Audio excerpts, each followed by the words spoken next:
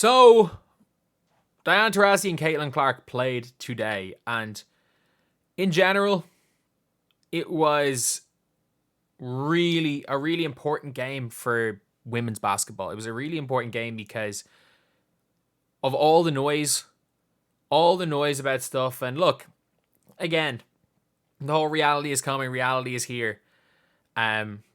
Situation that happened where Caitlin Clark really just was the best player on the floor today. I thought the Indiana Fever looked really good. I thought Mitchell at times was brilliant. I just think Clark is as good as advertised.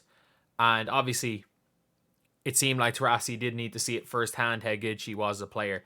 And now it seems like the hype that Taurasi had originally when Caitlin Clark was bursting onto the scene, when she played Louisville, not before the LSU game, she played Louisville when she played against South Carolina.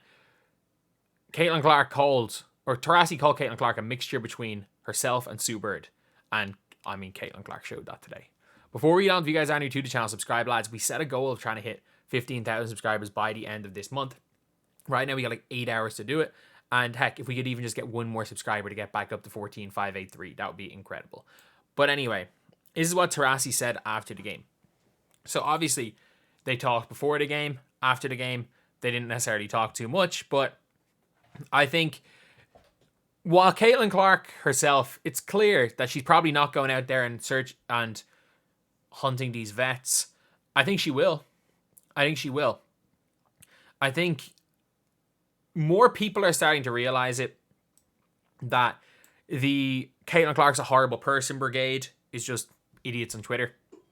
You can tell Caitlin Clark herself is annoyed by some of the stuff. She's annoyed by some of the media stuff. And like all going out and calling. She's already talked about the people, like the idiots on Twitter using her name to spread hate. And her going out and calling out the media is not going to help anything because it just creates more clicks. But this is what Diana Taurasi said about Caitlin Clark. The audio is really bad, so I'm just going to read it out. And obviously the audio is bad, so the person wrote everything. It's amazing what Caitlin's been able to do in her short career so far. Has been nothing short of remarkable. The one thing that I really love about her, she puts the work in. Even throughout her short WNBA career, it's been a lot of pressure, a lot of things thrown at her. She keeps showing up and she keeps getting better every single game. So her future is super bright. More importantly, she's done for the Indiana Fever. A team that for the last couple of years is trying to get back to their glory days with Tamika Catchings and putting up banners. So obviously, what she's done for the game has been pretty incredible. And having that momentum coming out of college, eyes are on you for 4 years straight. I think what she's doing with that team right now is impressive. When I think of her, I think of what she has done for the team. And that is the complete truth. She has turned around an absolutely incompetent team. Like, if you guys don't understand. If you guys, obviously, if you've been watching this channel, just how bad this team has been. This is a team that I would call, is an organization I would call incompetent. Their owner bought it as a tax write-off. They hired Christy Sides as a coach who had never got a head coach job in her life before, who didn't even want the job. They are 6-4 in their they're 6-4 in their last 10 games. And if you look at the month of June, like a lot of people, again, there is the, for lack of a better word, describing it, the mid-off right now.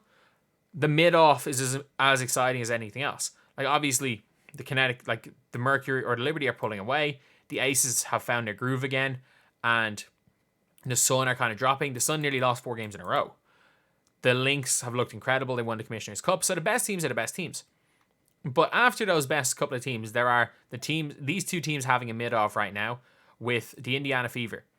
Had the Indiana Fever won against Chicago Sky and not blew that game, maybe blowing that game was the reason they won tonight. Maybe if they come in cocky in this game, they don't get it done. But this is a team that is 6-4 in their last 10. They are 7-4 in the month of June. Like, ironically enough, Injury's been unbelievable this month. She did set the record, but Caitlin Clark set equally as many records. He set the double-double record. And I mean, the double-double record was set by what looked to be intentional foul. Although, like, you can't question how great Angel Reese is as far as a rebounder is concerned. I think Rookie of the Month, surprisingly, I'm not sure Caitlin Clark deserved to win it last month because I thought the Sky were pretty good as a team, and I think Todd Angel Reese is a big reason for that. I think it's hard. It's going to be so hard not to give it to either one of them. Like, you're going to piss off everybody, but it should be a tie. Like the two rookies have had historic months. But it is good to see, obviously, Diana Taurasi praising Caitlin Clark after the game.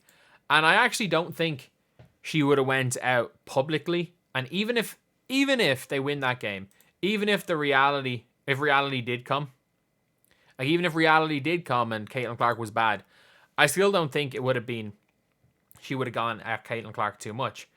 But I will say that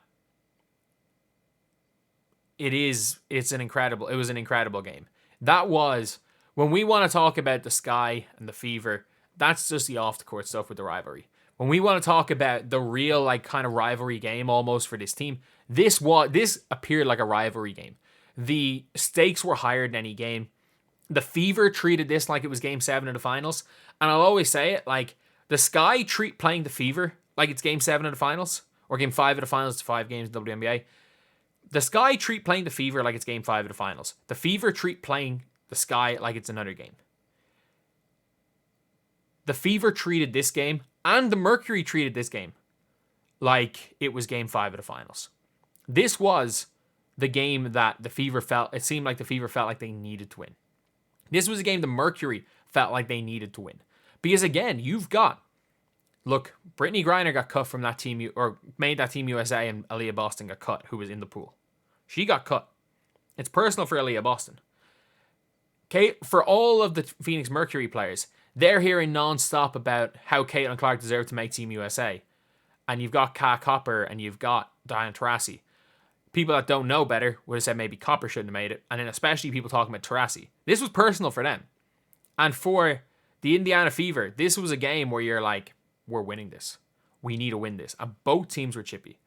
And what Caitlin Clark has done for this Indiana Fever franchise is crazy. The turnaround they've had year on year, just based on how they play, is great. But it's not all Caitlin Clark. A lot of that, some of it is a good bit of it is Aaliyah Boston. Look, they already had a turnaround the year before from Aaliyah Boston. Caitlin Clark has just turned them into a much better team. Look, this team is 8-12 through 20 games. So what? 16-24 if they end the season. I think they've had in and around the same like level of teams they're playing the second half of the year. They haven't played Dallas at all. I know after the Olympic break, if Sabally comes back and Siegrist comes back, Dallas could make a late push for the playoffs and upset somebody early. So it's a different story while talking about them. But they still got to play Dallas once before the Olympic break. They've still got to play the Sky one more time. They still play the Dream 2 more times. They still play the Sparks 2 more times.